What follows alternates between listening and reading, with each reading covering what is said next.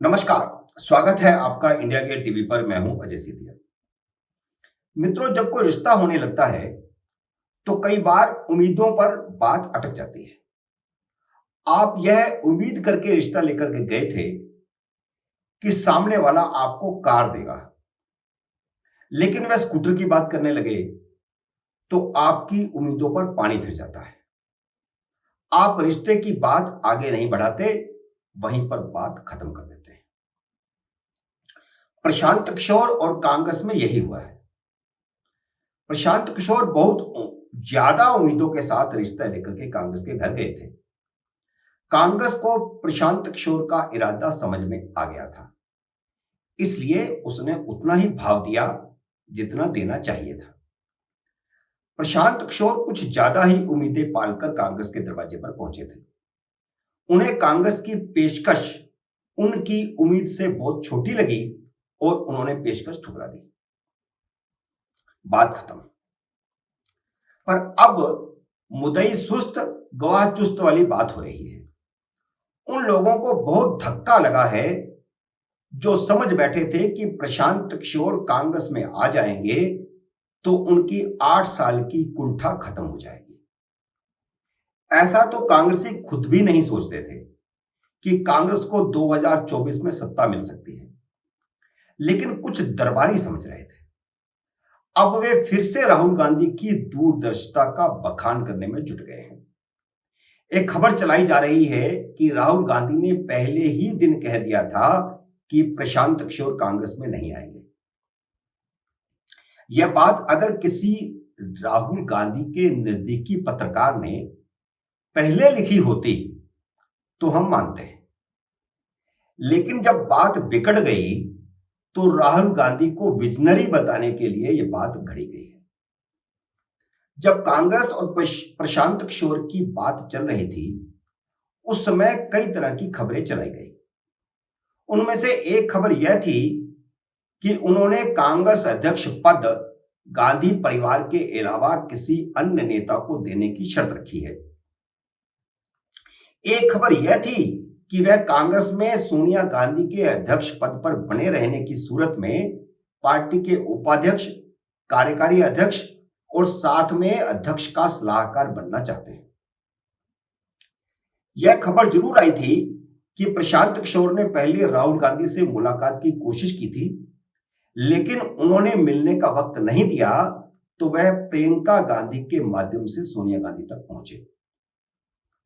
इस बीच प्रशांत किशोर और प्रियंका गांधी की लंबी बातचीत हुई और दोनों में विश्वास पैदा हो गया और एक तरह से प्रशांत किशोर ने प्रियंका गांधी का विश्वास हासिल कर लिया था।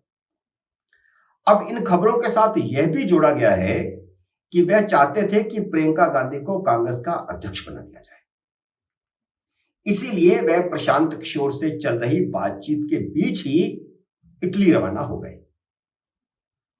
और यह खबर आ रही है कि प्रशांत किशोर इस बात से परेशान थे कि अगर राहुल गांधी उनका साथ नहीं देंगे तो वह कांग्रेस में जाकर के भी कुछ नहीं कर सकते। और यह एक अच्छा समय नहीं था कि जब प्रशांत किशोर और कांग्रेस की बातचीत चल रही थी, उस समय राहुल गांधी इटली चले गए। बड़ी मसालेदार खबरें चलाई जा रही हैं। एक खबर यह आई है कि कांग्रेस अध्यक्ष पद को लेकर बहन भाई में होड़ लग गई है। राहुल गांधी ने हालांकि 2019 के लोकसभा चुनाव के बाद खुद कांग्रेस अध्यक्ष का पद छोड़ा था।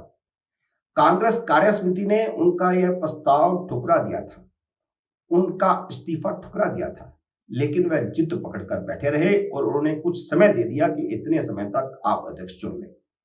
लेकिन जब कांग्रेस कार्यसमिति नया अध्यक्ष मनोनीत नहीं कर पाई तो अंततः सोनिया गांधी को ही यह जिम्मेदारी लेनी पड़ी कार्यकारी अध्यक्ष की। लेकिन खबर यह है कि अब वह दोबारा अध्यक्ष पद पर विराजमान होना चाहते हैं और इसका कारण यह है कि सारा चंदा तो अध्यक्ष के पास आता है। राज्यों के कांग्रेसी मुख्यमंत्री जब दिल्ली में मत्था टेकने आते हैं तो अध्यक्ष को एक सूटकेस देकर जाते हैं। हालांकि अब कांग्रेस में 2 ही राज्यों में सत्ता में रह गई है, 2 ही मुख्यमंत्री कांग्रेस के रह गए हैं, लेकिन इन 2 राज्यों से ही सही ब्रीफकेस तो आते ही हैं। फिर कांग्रेस जिन 3 राज्यों में सत्ता में हिस्सेदार है, वहां के कांग्रेसी मंत्री भी तो मत्था टेकने दिल्ली आते हैं। इसलिए राहुल गांधी नहीं चाहते कि अध्यक्ष पद किसी और के पास जाए, यहां तक कि उनकी बहन के पास जाए, वह भी यह नहीं चाहते। और मसालेदार खबरें आ रही हैं कि बहन भाई में टकराव हो गया है। इस सब मसालेदार खबरों के बीच पी चिदम्बरम ने कहा है कि प्रशांत किशोर ने कभी भी यह नहीं कहा था कि प्रियंका गांधी को कांग्रेस अध्यक्ष बनाया जाए। उन्होंने कहा कि तमाम अटकलों के बावजूद प्रशांत किशोर के प्रेजेंटेशन में प्रियंका गांधी को अध्यक्ष बनाने जैसा कोई भी सुझाव प्रस्ताव नहीं था। प्रशांत किशोर ने चुनाव, वोटिंग पैटर्न, आबादी और उम्मीदवारों को लेकर बेहतरीन डाटा पेश किया था और उसका बेहतरीन विश्लेषण भी किया था, जो आमतौर पर राजनीतिक दलों के पास नहीं होता, जिसका राजनीतिक दल फायदा उठा सकते हैं। चिदम्बरम उन लोगों में से एक हैं जो अगले लोकसभा चुनावों में राज्यों में सत्ताधारी सभी क्षेत्रीय पार्टियों के जूनियर पार्टनर के तौर पर कांग्रेस का चुनाव गठबंधन किए जाने के हमायती हैं। यानी बंगाल में कांग्रेस तृणमूल कांग्रेस की जूनियर पार्टनर हो, दिल्ली में आम आदमी पार्टी की जूनियर पार्टनर हो, तमिलनाडु में डीएमके की जूनियर पार्टनर है ही, महाराष्ट्र में शिवसेना की जूनियर पार्टनर हो। इस तरह का एक सुझाव पी चिदम्बरम पहले ही दे चुके हैं 5 राज्यों के चुनावों में हार के बाद। यही प्रशांत किशोर भी चाहते हैं, लेकिन उनके मन में संदेह था कि उनके कठोर निर्णयों में कांग्रेस नेतृत्व ने पर्याप्त गंभीरता से लिया है या नहीं लिया। हालांकि कांग्रेस की प्रशांत किशोर से बातचीत टूट गई है, लेकिन कांग्रेस ने अभी भी यह कहा है कि पार्टी के दरवाजे और खिड़कियां हर उस शख्स के लिए खुले हैं जो पार्टी से जुड़ना चाहते हैं।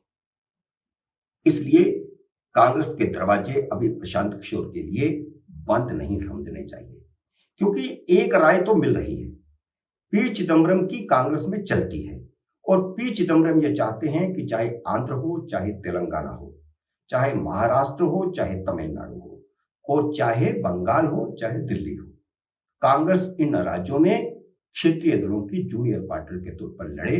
और यह बात प्रशांत किशोर भी चाहते हैं। इसलिए हो सकता है कि आने वाले दिनों में चुनावी रणनीति के तहत कोई समझौता प्रशांत किशोर के साथ हो। मित्रों, उम्मीद है मेरा यह वीडियो आपको पसंद आया होगा।